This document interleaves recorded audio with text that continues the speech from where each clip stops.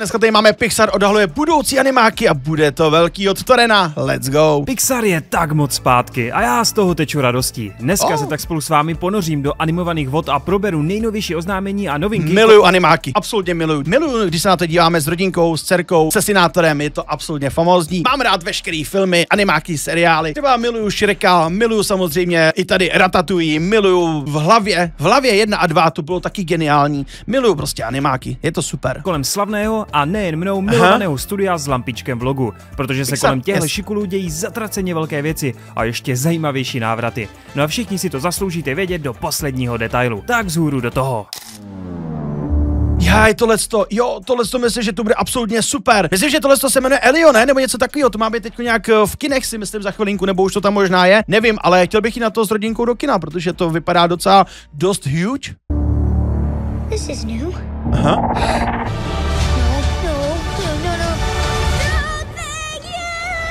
Pixar se v tom totiž vůbec neplácá, na rozdíl od jiných stále drží slib o tom, že chtějí neustále přinášet. Úžasný animák, to je to, jak se to jmenuje? Od jiných stále drží slib o tom, že jak se to jmenuje, to je úžasný to mě strašně bavilo, to jsme koukali s dcerkou a s malým. Chtějí neustále přinášet nové a svěží příběhy, které však mohou existovat jen a právě díky těm větším komerčním jistotám a díky úspěšnějším sequelům. Je to taková win-win situace, kdy se uspokojí jak disneyovští producenti, tak samotní diváci. A když se dívám na ten pixarovský line-up a sleduju ten poměrně silný potenciál o minimálně 6 projektech, no mám z toho velikánskou radost. Okay. Jasně, už koncem měsíce dorazí Elio, já to říkal. Do kin o rok odložený Elio, což je to bude určitě super. Příběh chlapce, který se vydává na dobrodružnou cestu vesmírnými končinami, kde pozná jak mimozemského kámoše, tak dost možná své vlastní já. Osobně si sice myslím, že každým novým trailerem působí tahle podívaná líp a líp, daleko bombastičtěji, nápaditě. Vypadá to opravdu fakt mega dobře a já jsem rád, že v této době dokážeme udělat opravdu takhle kvalitní animáky. Si vezmete, co všechno vlastně jakoby se dá udělat i v normálních filmech, třeba když se vezmete Game of Thrones nebo v seriálech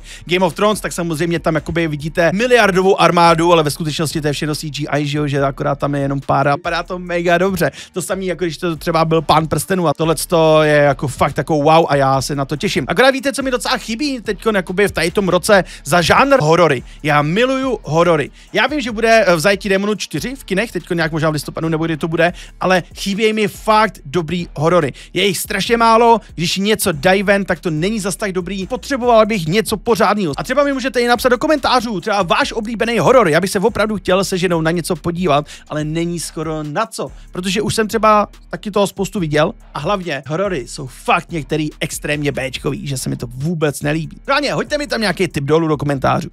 A silněji, jen se podívejte na tu vizuální nádheru, na ty rostodivné emzáky a cool gagy. Prostě mi to přijde dost sympatický a jako mix nedávného Luky či Coco. Ovšem všeobecné nadšení se zatím nekoná a tak nějak to působí, že to lidé budou ignorovat a raději dají svý peníze na remake Stitche či Draků. Což je sice... Já nevím, no, animák má být animák a ne, aby to bylo půl na půl, za mě teda, jo. Zase na druhou stranu ten Stitch možná může to být dobrý. Tady to kombo fungovalo třeba pro mě dobře akorát v Garfieldovi, to bylo docela dobrý, ale třeba jak vycvičit draka, já nevím, kámo, ta klasická animovaná pohádka je za mě lepší. Z jedné strany strašně smutný, ale z té druhé naprosto pochopitelný.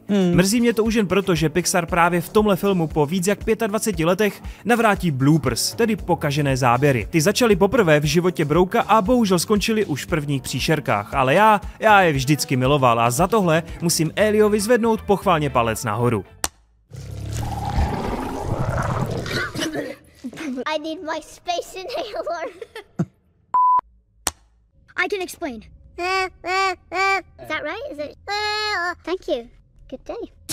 Co to bylo? Čili jo, já v kině budu určitě, už jen kvůli tomu, že prostě podporuju každý nový pokus a něco mi říká, že i tady budu s tím na první pohled klasickým vesmírným roadtripem dosti spokojený. Ale jo, buďme upřímní, velký hit nás očividně nečeká. To by se však mělo Mně se to líbí. Změnit už příštím roce, kdy dorazí hned dvojice bijáků a já si jako první na paškál vezmu 5 Toy Story, což je série... Ale musím se přiznat, já Toy Story jsem snad ani neviděl. Možná 1, 2, ale potom ty další díly jsem vůbec neviděl. láká mě to. A k nulovému překvápku stále patří mezi filmově nejvýdělečnější značky tohoto studia. Je šťabine, když má Woody s Buzzem prozatím nejvíce dílů na kontě a kdy právě jejich prvním příběhem před 30 lety šikolové z Pixaru navždycky změnili historii animace. Ano, letos je to 30 let od premiéry a takového výročí to už je to tak dlouho? Hodlám plně využít a v druhé polovině roku vytvořit Jsem ještě ani nemrkal, už je to 30 let? Tu jedničku jsem samozřejmě viděl, ale hej, zabrzděte ten čas někdo. Vzpomínkových videí. Tak určitě dejte odběr, ať vám to neuteče. Já samozřejmě vím moc dobře, že existuje názor, že už čtvrté Toy Story je špatný film a zbytečnost. S čímž teda vůbec nesouhlasím a jsem rád, že většinový názor je v tom se mnou, ovšem u pátého filmu mám už o něco větší obavy a bojím se, jak to dopadne. Už nějakou dobu víme, že biják natočí Andrew Stanton, který stvořil minimálně pro mě jednu z těch nejlepších Pixarovek. Hledá se Nemo. Jaj, Nemo úplně má teďka kůži. Nemo je super.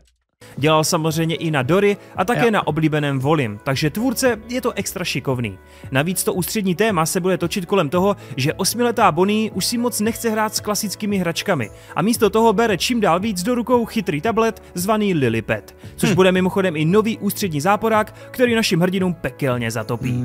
Takže jo, ten koncept old school hraček versus moderní technologie zní dost logicky, silně a potenciálně zábavně. Přeci jen každý rodič, případně někdo s mladším sourozencem musí vidět, jaký dopad veškeré ty tablety, mobily a udělátka mají. Souhlasím. Ovšem už... A zase je hezký, že poukážou i na to, že to vlastně není úplně nejgeniálnější věc, jako co dát dítěti do ruky, že jo. Takže jako, jo, docela dobrý. Co míň mi do toho všeho sedí, řekněme, druhá hlavní linka s armádou rozbitých Buzzů rakeťáků, kteří ve filmu mají sehrát doposud neznámou roli. No a zatím příliš nerozumím tomu, jak budou do celého děje zakomponováni.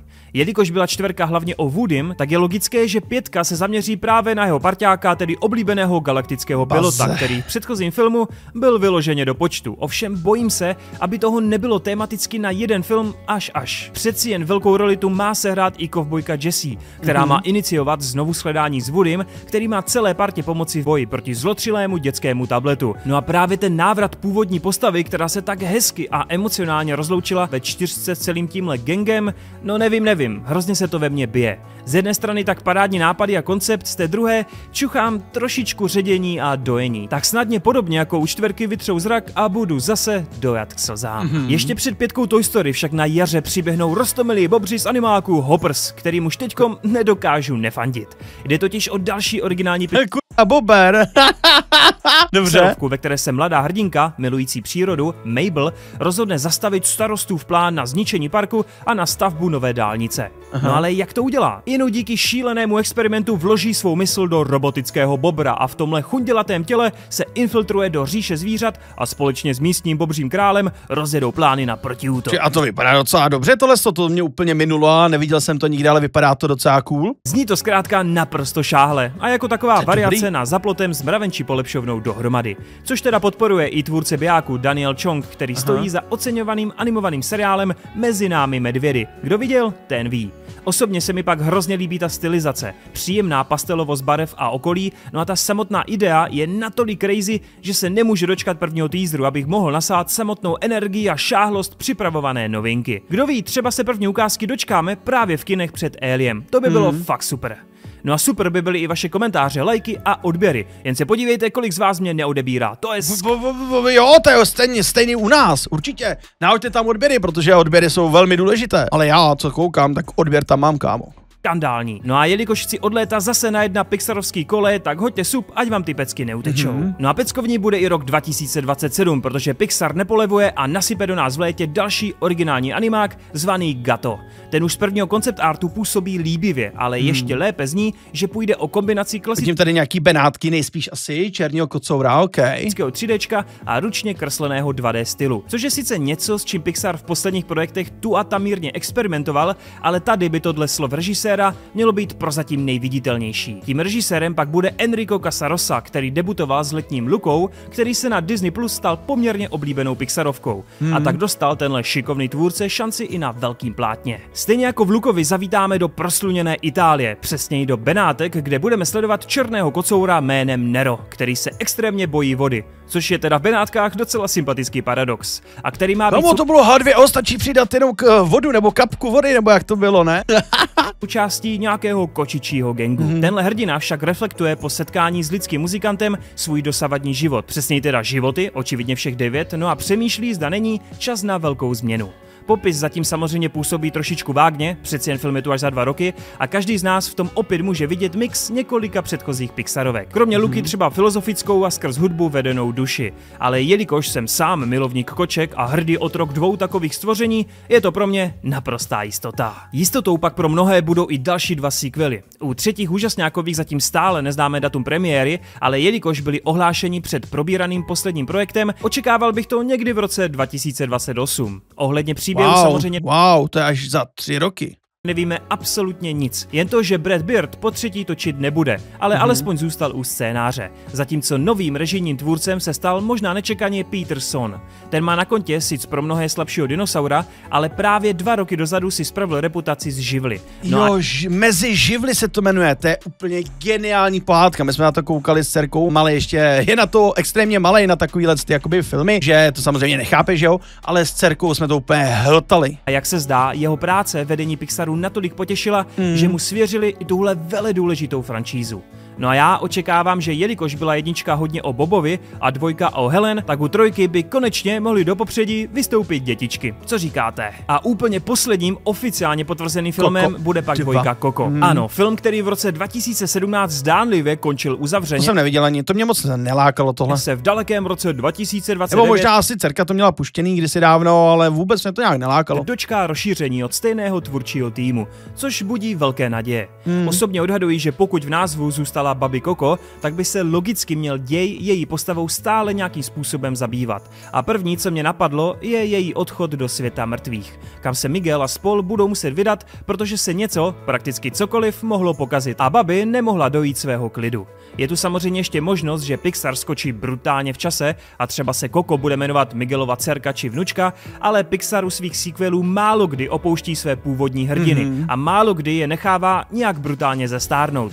Viz Andy v Toy Story, Úžasňákovi či Riley ve 2 v hlavě. Takže i tady očekávám posun maximálně do 5 Riley to tam hrála úplně geniálně, to bylo super. let a tedy návrat Miguela. Jen teda bude otázkou, oč tentokrát půjde, protože mít nějaký strach ze ztráty blízké osoby a neschopnost se rozloučit, a tedy její hledání ve světě mrtvých, by přeci jen mohlo působit krapet opakovaně.